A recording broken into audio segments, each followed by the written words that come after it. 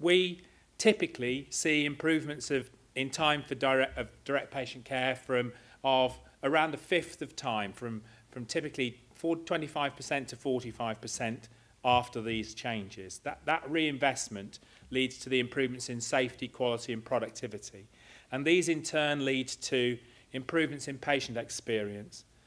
Also benefits in staff morale, reduced sickness absence and a feeling of self-efficacy in staff. Very, very big improvements in turnover, for example, in many of these sites.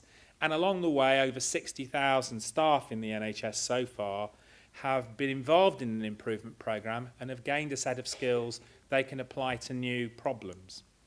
Financially, there are direct benefits in avoidance of waste, handling of stock and supplies. Some simple examples like on wards, dramatic reductions in wasted meals, in the amount of stock held in organisations that weren't properly handling their stock. But it's not universal. So far, around 90% of NHS organisations are trying these approaches.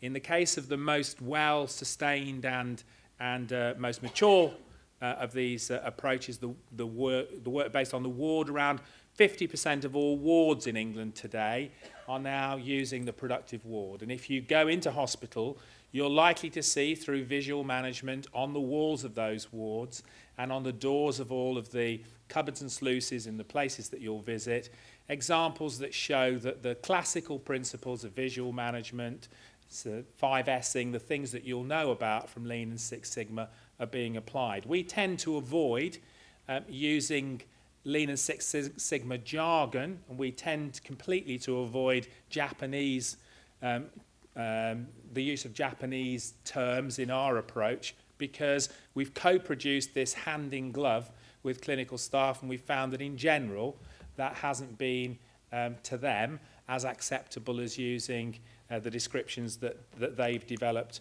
with us. But the principles are very strong.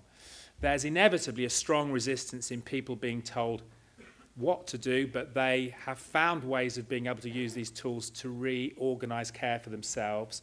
And there are currently programs to extend these approaches into general practice, into laboratories, ambulance services and other parts of the work of the NHS. Now, we know this is not lean. This is not anything like the full-blown, systematic, organisation or enterprise-wide approach that makes full-blown lean. There are around 20 or so hospitals in England that are engaged in a full-blown approach to developing lean in all of its aspects. Perhaps the leading examples being in Bolton at Royal Bolton Hospital, and a group of hospitals in the northeast of England who are working together in partnership with a hospital from the US called the Virginia Mason system, which has adopted a system very much based on the Toyota production system. Interest is growing rapidly in full-blown lean. But the reality is that I'm very loyal to the NHS, I've worked in it all my life, but honestly there is sufficient waste in the system in the NHS that these approaches can make an initial important contribution. And I'm glad to say that interest is growing very rapidly. Most efforts to date have focused on improving quality and safety. We know with the financial pressures that are coming that we'll have to be better at tracking the release of resource.